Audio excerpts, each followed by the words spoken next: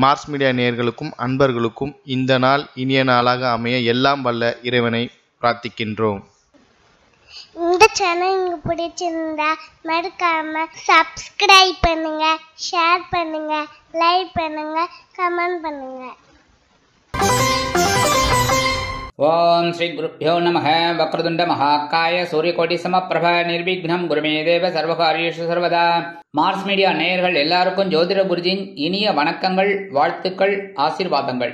இந்த வீடியோ பதிவுல நம்ம என்ன பார்க்க போறோம் அப்படின்னா 2024 ஆண்டு செப்டம்பர் மாத ராசி பலன். இந்த செப்டம்பர் மாதம் உங்களுக்கு எந்த வகையில நன்மைகளை செய்ய போறது, எந்த வகையில நீங்க கவனமா இருக்கணும், பரிகாரமா என்ன பண்ணினா ரொம்ப விசேஷம் அப்படிங்கறத பத்திலாம் நம்ம இப்ப தெளிவா பார்க்க போறோம். பதிவுக்கு போகலாமா? அதுக்கு முன்னாடி நம்ம சேனலை சப்ஸ்கிரைப் பண்ணின அனைத்து இனிய நெஞ்சங்களுக்கும் நல்வாழ்த்துக்கள். அதே சமயம் சப்ஸ்கிரைப் பண்ணல அப்படின்னா பண்ணிக்கோங்க. அப்பதான் நாங்க போடுற வீடியோ பதிவுகள் உங்களுக்கு உடனுக்குடனே கிடைக்கும். அதன் மூலம் சில பரிகாரங்களை செய்யறதுனால நமக்கு வர பிரச்சனைகளை கொஞ்சம் குறைச்சிக்கலாம். அதே சமயம் ஒவ்வொரு ராசிகளுக்கும் கர்ம பலன்கள் எப்படி, அதை எப்படி சரி செய்வது அப்படிங்கறத பத்தியெல்லாம் ஒரு வீடியோ பதிவு கூடிய விரைவில் உங்களுக்கு வரும். அதை பார்த்து நீங்க தெரிஞ்சுக்கிட்டு அவங்கவங்க கர்ம பலனை குறைச்சிக்கணும், நல்லது நடக்கணும் எல்லாருக்குமே. அதுக்காக தான் நாங்க நிறைய பதிவுகளை போட்டுக்கிட்டு இருக்கோம். இதெல்லாம் நீங்க பார்க்கணும், ஸ்கிப் பண்ணாம ஃபுல்லா பார்த்துட்டு லைக் பண்ணணும், கமெண்ட் பண்ணணும். சரியா? இப்ப இந்த பதிவுக்கு போகலாமா? வாருங்கள் நேயர்களே. எனதருமை மகர ராசி நேயர்களே, இந்த பதிவுல நம்ம என்ன பார்க்க போறோம் அப்படின்னா 2024 ஆண்டு செப்டம்பர் மாத ராசி பலன். இந்த செப்டம்பர் மாசத்துல உங்களுக்கு எந்தெந்த கிரகங்கள் அற்புதமான நன்மைகள் செய்ய போறது, எந்தெந்த கிரகங்கள் மூலமா நீங்க கவனமா இருக்கணும், பரிகாரமா என்ன பண்ணினா ரொம்ப விசேஷம் அப்படின்னு பார்த்தீங்கன்னா ரொம்ப அற்புதமான மாதமாகத்தான் இருக்கும். சூப்பர்னே சொல்லலாம்.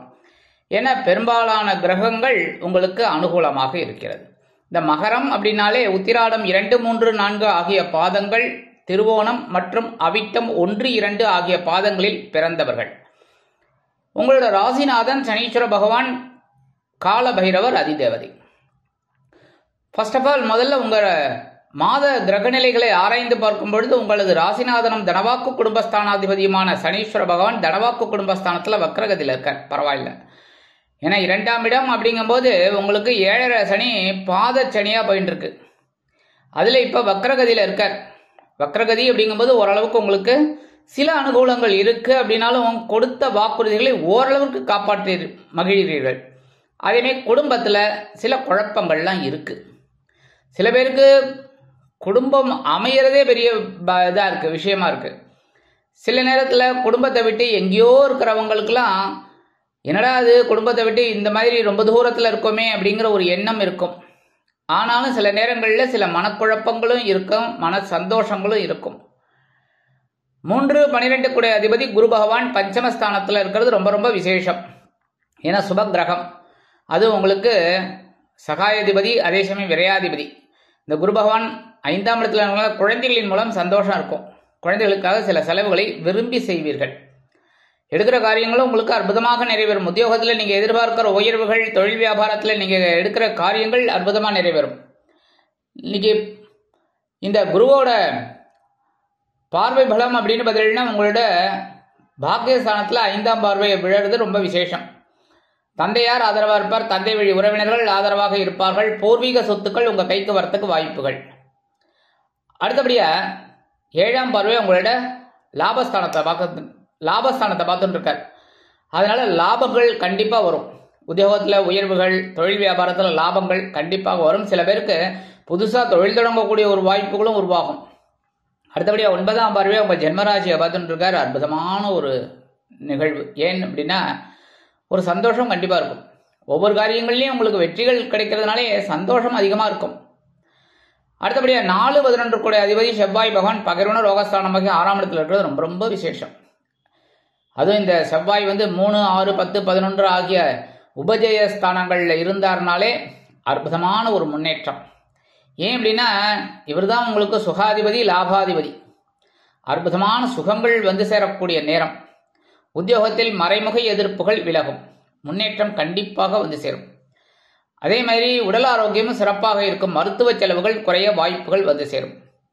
கொடுத்த கடன்கள் வசூலாகி பரவசப்படுத்தும் கொடுக்கல் வாங்கலில் சீருடை பணியாளர்களாகிய காவல், இராணுவம், தீயணைப்புத்துறை, மருத்துவத்துறையில் வேலை பார்க்கும் அன்பர்களுக்கு எதிர்பார்க்கும் சில உயர்வுகள், இடமாற்றம், பதவி உயர்வு, சம்பள உயர்வு அருமையாக வந்து சேரும். இந்த நேரத்தில் சில பேருக்கு வீடு, மனை, வாகனம் வாங்கக்கூடிய ஒரு யோகமும் உண்டாகும். தொழில் வியாபாரம் லாபகரமாக அமையும். உத்தியோகத்தில் முன்னேற்றம், எல்லா விஷயத்திலையும் உங்களுக்கு ரொம்ப வெற்றிகள் தான். சத்ரு ஜெயம் உண்டாகும். சக வியாபாரிகள்லாம் ஓடி ஒளிஞ்சிருவாங்க, உங்களோட கைதான். அதனாலே இந்த மாதம் உங்களுக்கு அற்புதமான ஒரு மாதம். 5-10 அதிபதி சுக்கிர பகவான் பாக்கியஸ்தானத்தில் நீச்சமடைகிறார் அப்படிங்கும்போதே குழந்தைகளின் மூலம் சில சந்தோஷங்களும் இருக்கும், சங்கடங்களும் இருக்கும். தொழில் வியாபாரத்தில் கவனமாக இருக்கணும். அதேமாதிரி தந்தையாரோட உடல் ஆரோக்கியத்திலும் கொஞ்சம் கவனம் எடுத்துக்கிறது ரொம்ப நல்லது. 19/9/2024 முதல் ஜீவனஸ்தானத்தில் ஆட்சி அமைக்கிறார். அற்புதம். ஆட்சினாலே அதுவும் சுக்கிரன் ஆட்சி அமைக்கிறது ரொம்ப விசேஷம். அதுவும் 10ஆம் இடம். உத்தியோகத்தில் இருக்கிறவாளுக்கெல்லாம் ஒரு உயர்வுகள், தொழில் வியாபாரம் அருமையாக நடைபெறும். சில பேருக்கு புதுசாக வேலை தேடுற குழந்தைகளுக்கு நல்ல வேலை வாய்ப்பு உருவாகும். அடுத்தபடியாக 7ஆம் பார்வையாக உங்களோட சுகஸ்தானத்தை பார்க்குறார். அற்புதமான ஒரு முன்னேற்றம். கண்டிப்பாக விலை உயர்ந்த பொருட்களை வாங்கி மகிழ்வீர்கள். மனதில் பொழுதுபோக்கு அம்சங்களுக்கு இடம் கொடுப்பீர்கள்.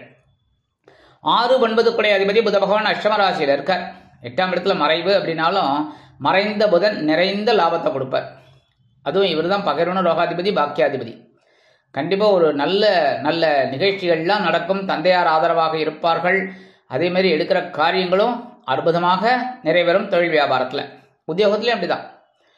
அடுத்தபடியாக உங்களோட கடன் சுமை குறைவதற்கு சில வாய்ப்புகள் வந்து சேரும். அதாவது ஒரு வருமானம் திடீர்னு வரத்துக்கு வாய்ப்பு இருக்கு. அந்த வாய்ப்புனாலேயே நீங்கள் இந்த கடனை அடைச்சிட்டு நிம்மதியாக இருப்பீள். 19/9/2024 முதல் இந்த புத பகவான் எங்கே வரப்போறான்னு பார்த்தீங்கன்னா பாக்கியஸ்தானமாகிய 9ஆம் இடத்துக்கு வந்து ஆட்சி, உச்சம், மூலத்திரிகோணம் அடைகிறார். அற்புதம். 9ஆம் இடத்துல ஆட்சி அமைக்கிறது ரொம்ப விசேஷம். இந்த புத பகவான் மட்டும்தான் ஆட்சி, உச்சம், மூலத்திரிகோணம்.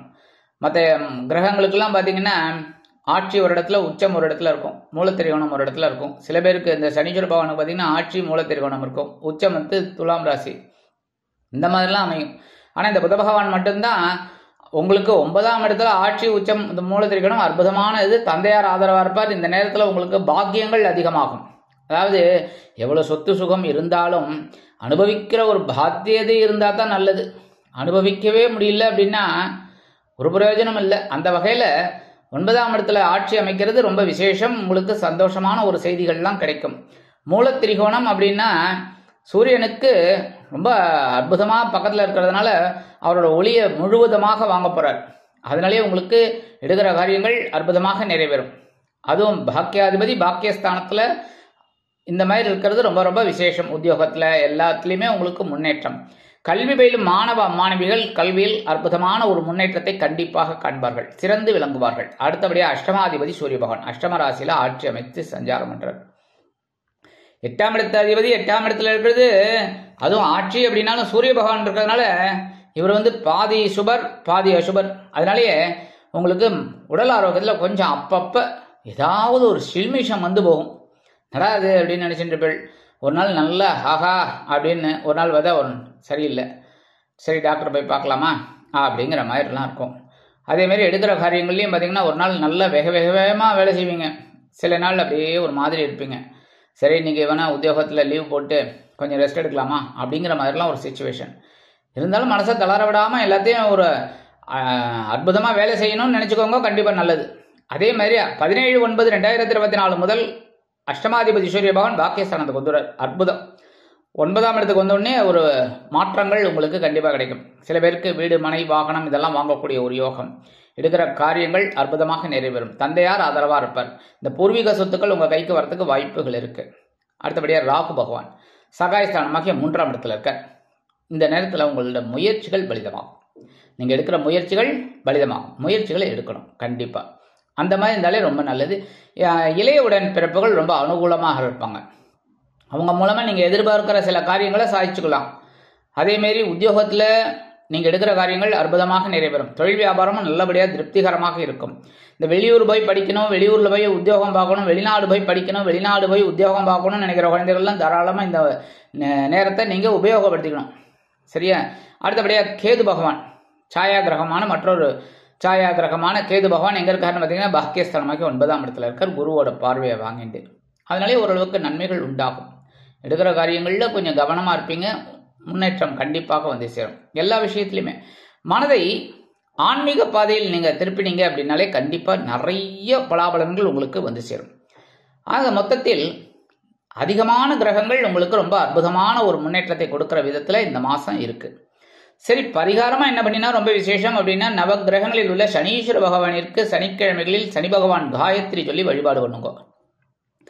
என்ன பண்ணணும் அப்படின்னா, சனி பகவான் காயத்ரி உங்களுக்கு நல்லாவே தெரியும், இருந்தாலும் நான் உங்களுக்கு ஒரு வார்த்தை சொல்லிடுறேன்.